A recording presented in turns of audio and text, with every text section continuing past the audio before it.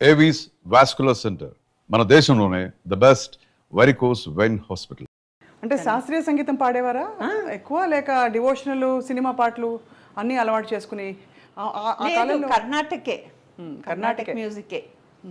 కానీ మా గురువుగారు ఏం చేసేవాళ్ళు, సంగీతరావు గారు మాకు వీణ మీద శ్రీరాముని చరితమును ఇవన్నీ కూడా క్లాస్ అయిపోయాక, అంటే క్లాసు బేసిక్గా కావాలి కదా, అది అది నేర్పిస్తూ అదంతా అయిపోయాక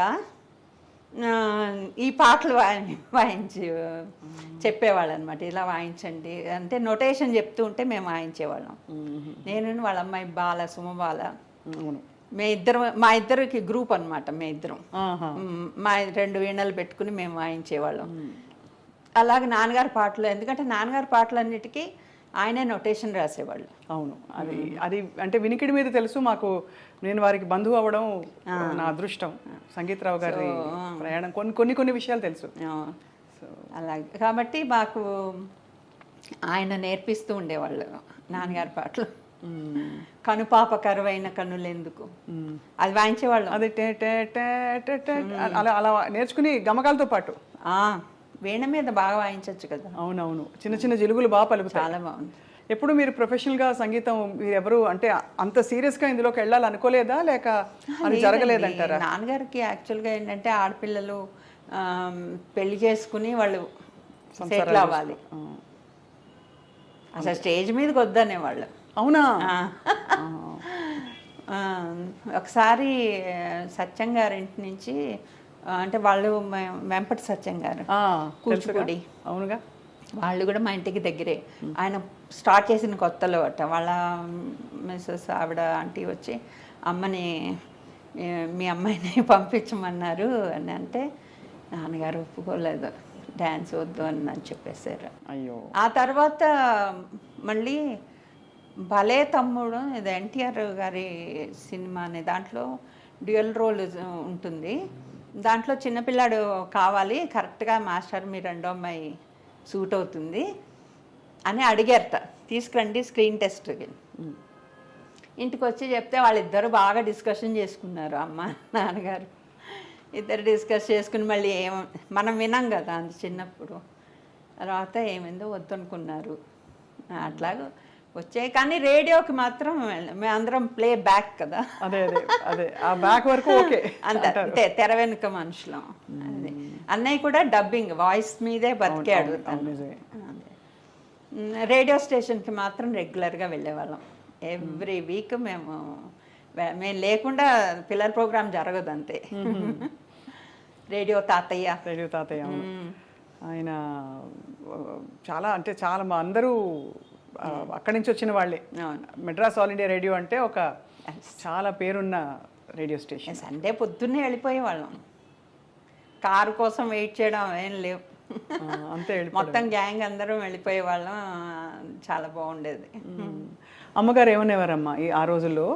అంటే ఇంతటి ఒక లెజెండ్కి భార్య అవ్వడం, అలాగే ఒక పరిశ్రమ ఇలా చూడడం అనేది ఇంటి పట్టున ఉన్నా కూడా కొద్ది గొప్ప హంగులు అవన్నీ చూసుంటారు కదా, ఏమనేవారు అమ్మగారు? సెలబ్రిటీ స్టేటస్ అంతా చూసారు ఆవిడ.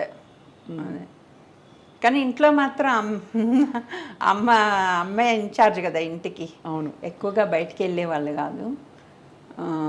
ప్రీవ్యూస్ వేస్తే మాత్రం ఫ్యామిలీ అంతా వెళ్ళేవాళ్ళం.